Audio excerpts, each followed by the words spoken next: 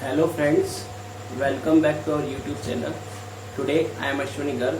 On behalf of Suraj Senior Secondary School, I will teach you the topic of the class 12. Subject is business study. The topic is the money market instrument. The money market instrument, there are various type of the money market instrument: treasury bill, commercial paper, call loan, certificate of deposit, as well as the commercial bill. I already discussed about the treasury bill, the amount of the treasury bill, the time period of the treasury bill, as well as the complete detail in my previous video. In brief, the treasury bill is a short term money market instrument. एक type से एक short term money market instrument है जिसका जो time period है वो 91 days है, 14 days है, 182 डेज है और 364 डेज है. इसे आरबीआई सेंट्रल गवर्नमेंट के बिहाफ पर इशू करता है. इसके साथ साथ इसको परचेज जो करता है वो कोई भी आपका बैंक हो सकता है, नॉन बैंकिंग इंस्टीट्यूशन हो सकते हैं, LIC, GIC, UTI, कोई भी पर्टिकुलर इंस्टीट्यूशन है वो इन्हें परचेज कर सकता है. इसके साथ साथ आपका जो ट्रेजरी बिल है वो कभी भी इंटरेस्ट पे इशू नहीं होता, वो हमेशा डिस्काउंट पे इशू होगा. ट्रेजरी बिल की जो अमाउंट है वो 25,000 होती है मिनिमम, और इसको कभी भी इशू किया जाता है तो ये मल्टीपल ऑफ 25,000 होगा. Today I discuss with you the second money market instrument, that is the commercial paper. Commercial paper is a unsecured promissory note. एक टाइप से ये भी आपका short term money market instrument है जो शॉर्ट टर्म के लिए इशू किया जाता है. Unsecured promissory note which is issued by the well reputed company. जो भी आपकी well reputed कंपनी है वो इसको इशू करती है for the purpose of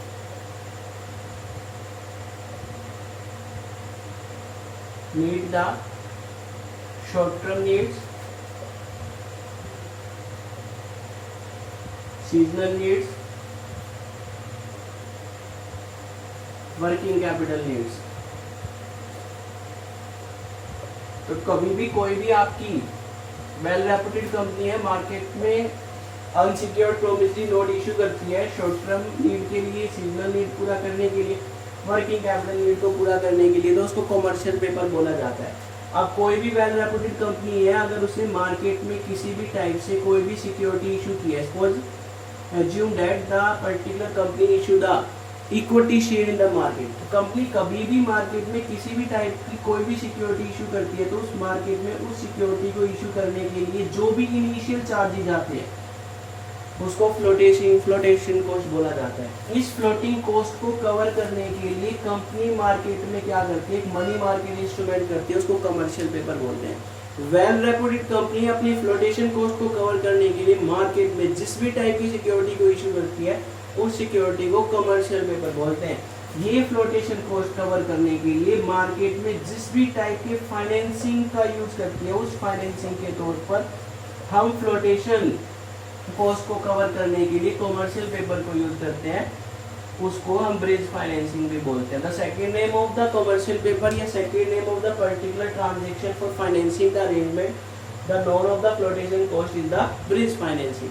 flotation cost को कवर करने के लिए जो फाइनेंसिंग अरेंजमेंट होता है उस फाइनेंसिंग अरेंजमेंट को ब्रिज फाइनेंसिंग बोला जाता है. और एक पर्टिकुलर मनी मार्केट इंस्ट्रूमेंट जो फ्लोटेशन कॉस्ट को कवर करने के लिए वेल रेपुटेड कंपनी मार्केट में इशू करती है उसको हम क्या बोलते हैं, कमर्शियल पेपर बोलते हैं. इसके साथ साथ आपकी जो भी पर्टिकुलर कंपनी है वेल रेपुटेड कंपनी है आपकी इस कमर्शियल पेपर को किसी भी टाइप से इशू कर सकती है. दो मेथड है, डायरेक्टली और इनडायरेक्टली.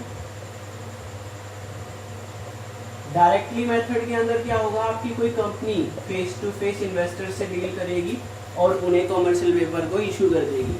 इनडायरेक्टली में हम टेलीफोन का यूज करते हैं जिसके बेस पर आपका जो ये कॉमर्शियल पेपर है ये आपका किसी भी मीडियम को यूज करके हम इन्वेस्टर्स को इशू कर सकते हैं, वो इस कॉमर्शियल पेपर को परचेज करेंगे.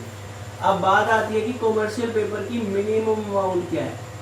Minimum amount of the commercial paper is ₹5 lakh. आपके जो कॉमर्शियल पेपर है वो कम से कम 5 लाख के इशू होंगे, इससे ज्यादा अमाउंट के इशू नहीं किए जा सकते. ऐसे ही ट्रेजरी बिल की बात की तो ट्रेजरी बिल जो है वो मिनिमम 25,000 मल्टीपल ऑफ 25,000 के इशू होंगे. वैसे ही कॉमर्शियल पेपर कम से कम कितनी अमाउंट के इशू होते हैं, 5 लाख के.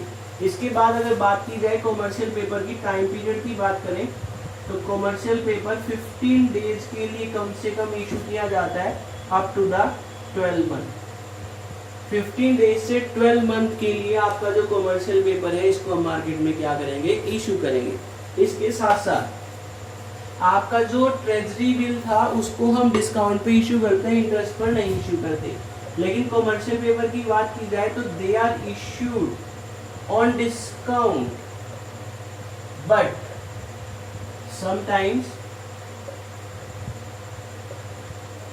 they are issued on the fixed rate of interest। इसको हम इंटरेस्ट पे भी इशू कर सकते हैं। इसका मतलब कभी भी आपके लिए 1 मार्क्स में या कभी भी एमसीक्यू में पूछा जाए कि ऐसा कौन सा मनी मार्केट इंस्ट्रूमेंट है जो डिस्काउंट पे भी इशू होता है और कभी कभार उसको इंटरेस्ट पर भी इशू किया जा सकता है, तो वो आपका क्या बनेगा, कमर्शियल पेपर बनेगा। और दूसरी बात, जो आपका कमर्शियल पेपर है, there are no any type of the secondary market in which the particular commercial paper is issue. Secondary market नहीं है जिसके अंदर आपका जो ये कमर्शियल पेपर है इसको इशू किया जा सके। तो इसका मतलब आपका जो कमर्शियल पेपर है उसको परचेज करने के लिए भी आपकी जो पर्टिकुलर कंपनी है उसी को राइट है। इशूइंग कंपनी जिसने मार्केट में कमर्शियल पेपर को इशू किया था फ्लोटेशन कॉस्ट को कवर करने के लिए, वही कंपनी उन फ्लोटेशन कमर्शियल पेपर को परचेज कर सकती है ऑन द रिक्वेस्टिंग, रिक्वेस्ट करके उन कमर्शियल पेपर को दोबारा आपकी वेल रेपुटेड कंपनी जिसने मार्केट में इशू किया था उसी को खुद परचेज करेगी। तो 15 डेज से 12 month means maximum time period 1 year ही रहेगा। ये आपका मनी मार्केट इंस्ट्रूमेंट सेकंड था commercial paper. I hope it's clear to you. Now the third money market instrument is the call loan, या फिर इसको हम कॉल मनी भी बोलते हैं। इसको डिस्कस करने से पहले हम सीआरआर की बात करते हैं क्योंकि इसमें सीआरआर की ज्यादा डिस्कशन होगी, जिसको हम कैश रिजर्व रेशियो बोलते हैं। कैश रिजर्व रेशियो एक टाइप का ऐसा रेशियो है जिसमें हर एक कमर्शियल बैंक को अपनी टोटल डिपॉजिट अमाउंट का कुछ परसेंटेज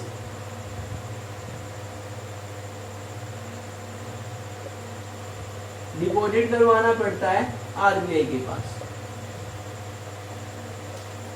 तो कैश रिजर्व रेशियो क्या है? It refer to that type of the ratio on the basis of if that the commercial bank deposit the required amount to the RBI. एक fixed amount, fix percentage अपनी total deposit amount का उसे RBI के पास deposit करवाना पड़ता है। जिस percentage से उसे आरबीआई के पास वो अमाउंट डिपॉजिट करवानी है उसको हम कैश रिजर्व रेशियो बोलते हैं। और ये कैश रिजर्व रेशियो जो है ये डे टू डे चेंज होती रहती है। ये कह सकते हो इस पे जो इंटरेस्ट है आपका या इस पे जो आपका सीआरआर को हम इशू करेंगे ये रेट आपकी चेंज होती रहती है। डे टू डे तो नहीं कह सकते, मिनिमम टाइम पीरियड आपका कभी भी। तो ये आपकी जो कैश रिजर्व रेशियो है एक ऐसा रेशियो, एक ऐसी रेट जिसके बेस पर आपका कमर्शियल बैंक अपनी टोटल डिपॉजिट का कुछ परसेंटेज आरबीआई के पास डिपॉजिट करवाता है, उसको हम सीआरआर बोलते हैं। तो अब अपनी सीआरआर को मेंटेन करने के लिए जब दो कमर्शियल बैंक जिस मनी मार्केट इंस्ट्रूमेंट को यूज करते हैं उस मनी मार्केट इंस्ट्रूमेंट का नाम क्या है? कॉल लोन या कॉल मनी। तो कहने का मतलब कमर्शियल बैंक अपनी सीआरआर को मेंटेन करने के लिए जिस मनी मार्केट इंस्ट्रूमेंट को यूज करते हैं उसको क्या बोला जाता है? Call loan. तो कॉल लोन क्या है? It refers to a loan document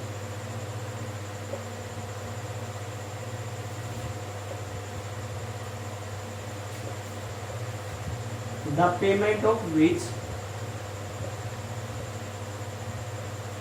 is made by a short notice of lenders or borrowers। कहने का मतलब आपका जो लोन डॉक्यूमेंट लोन है वो एक ऐसा लोन डॉक्यूमेंट है जिसकी पेमेंट जो की जाती है शॉर्ट नोटिस पे की जाती है। यूज शॉर्ट नोटिस को लेंडर भी कर सकता है और बोरोवर भी कर सकता है। तो लेंडर वो पर्सन है जो आपका मनी जो है उधार देगा, बोरोवर वो पर्सन है जो मनी को उधार लेगा। तो जब दो कमर्शियल बैंक अपनी सीआरआर को मेंटेन करने के लिए दूसरे बैंक से मनी उधार लेते हैं, पैसा उधार लेते हैं, तो उस पर्टिकुलर इंस्ट्रूमेंट को हम क्या बोलते हैं? कॉल लोन या कॉल मनी। तो CRR मेंटेन करने के लिए आपके जो भी कमर्शियल बैंक है उन्हें किसी भी टाइप से मनी उधार लेनी है दूसरे बैंक से, तो वो एक मनी मार्केट इंस्ट्रूमेंट यूज करते हैं जिसका नाम क्या है, कॉल लोन या कॉल मनी। दूसरी बात, इसका जो टाइम पीरियड होता है ये डे टू डे या फोर्टनाइट भी कह सकते हो। फोर्टनाइट, एक रात के अंदर भी इसके लिए डिमांड की जा सकती है। इसका time period 1 day to 15 days माना गया है। एक दिन से लेके 15 दिन के अंदर आपका जो है ये कॉल लोन है कैश में कन्वर्ट हो जाएगा, क्योंकि कोई भी कमर्शियल बैंक है वो अपनी CRR को मेंटेन करने के लिए दूसरे बैंक से मनी उधार लेता है with the help of the money market instrument. तो वो जल्दी जैसे उसके अगले दिन या 2-3 दिन के बाद जैसे उसके पास डिपॉजिट आएगी वो अपनी पेमेंट कर देगा। तो इस केस में आपके बोरोवर और लेंडर शॉर्ट नोटिस पर आपकी कॉल लोन कॉल मनी की पेमेंट कर सकते हैं। इसकी और बात की जाए तो आपकी जो कॉल लोन और कॉल मनी है इसके अंदर जो बोरोवर और लेंडर्स हैं CRR मेंटेन करने के लिए मनी मार्केट इंस्ट्रूमेंट यूज करते हैं, तो उस पर एक फिक्स रेट से इंटरेस्ट चार्ज किया जाता है। ये इंटरेस्ट जो है, इस इंटरेस्ट को हम क्या बोलते हैं, कॉल रेट बोलते हैं। इस रेट से आपका जो बैंक है वो दूसरे बैंक से इंटरेस्ट चार्ज करेगा। ये इंटरेस्ट रेट जो है वो हावर टू हावर या फिर डे टू डे चेंज होती रहती है। हो सकता है इसकी डेट में कभी भी कोई भी चेंजमेंट आ जाए, इसकी कोई फिक्स रेट नहीं है। इंटरेस्ट को कह सकते हो आवर टू आवर या डे टू डे चेंज होता है, लेकिन CRR जो है उसमें थोड़ा टाइम है। RBI जो है उसको according to situation according to time change करता रहता है, लेकिन ये CRR hour to hour day to day change नहीं होगी। ये इंटरेस्ट रेट चेंज होगी जो कॉल रेट बोली जाती है। CRR जो भी मेंटेन करने के लिए बैंक ने रुपए उधार लिए उस पर जो इंटरेस्ट दिया जाता है जिस रेट से, उसको कॉल रेट बोला जाता है। I hope it's clear to you. इसके साथ साथ आपकी जो कॉल लोन और कॉल मनी की डीलिंग प्रोसेस है इसकी बात करें तो ये डीलिंग जो है आपकी टेलीफोनिकली होगी। टेलीफोन पे ही आपकी ये डीलिंग होती है। मनी मार्केट इंस्ट्रूमेंट है, टेलीफोन पर एक ही कॉमर्शियल बैंक दूसरे कॉमर्शियल बैंक से क्या करता है, आपका जो है मनी उधार लेता है। अब इस मनी को उधार लेने के लिए कैश में डीलिंग नहीं होगी। जो आपका पर्टिकुलर बैंक है, लेंडर बैंक और बोरोवर बैंक, लेंडर बैंक क्या करता है, चेक इशू करता है through the RBI। Reserve bank of India के थ्रू RBI चेक इशू करेगा, उस चेक के थ्रू वो बोरोवर को क्या करेगा, पेमेंट करेगा। उस चेक के थ्रू बोरोवर के पास पेमेंट आ जाएगी और बोरोवर क्या करेगा, लेंडर को एक रिसिप्ट प्रोवाइड करता है। उस रिसिप्ट का नाम है बोरोइंग रिसिप्ट ऑफ लोन। ये जो आपकी बोरोइंग रिसिप्ट है, ये बोरोइंग रिसिप्ट आपका बोरोवर लेंडर को प्रोवाइड कर देगा और लेंडर जो है वो चेक इशू करता है with the help of the RBI के जो चेक इशू होगा बोरोवर को पेमेंट मिल जाएगी और बोरोवर लेंडर को एक रिसिप्ट प्रोवाइड करता है जिसको बोरोइंग रिसिप्ट बोला जाता है। इस बोरोइंग रिसिप्ट को बोरोवर उसको प्रोवाइड कर देगा और जैसे ही बोरोवर उसकी पेमेंट कर देगा कॉल लोन की, पेमेंट करने के बाद लेंडर इस बोरोइंग रिसिप्ट को बोरोवर को वापस कर देगा, क्योंकि बोरोवर के पास जो प्रूफ था, जो भी उसका उनकी पेमेंट का प्रूफ था, वो बोरोवर ने बोरोइंग रिसिप्ट के नाम से रखा था। अब बोरोवर इसकी पेमेंट कर देगा तो लेंडर उसको बोरोइंग रिसिप्ट वापस कर देगा। जो आपकी कॉल लोन है, कॉल मनी है, इसकी जो मिनिमम अमाउंट है वो 10 करोड़ रुपीज है और जनरली ये माना जाता है ट्रांजेक्शन जो है वो कितने रुपीज की होती है, 100 करोड़ रुपीज की होती है। तो ये आपके जो मनी मार्केट इंस्ट्रूमेंट थे, एक तो कमर्शियल पेपर और सेकेंड वन कौन सा डिस्कस किया, कॉल लोन। कहने का मतलब टोटल आपके money market instrument treasury bill I already discuss in my previous video and in today video I discuss with you the 2 money market instrument, commercial paper as well as the call loan. I hope it's clear to you. Thanks. Have a nice day.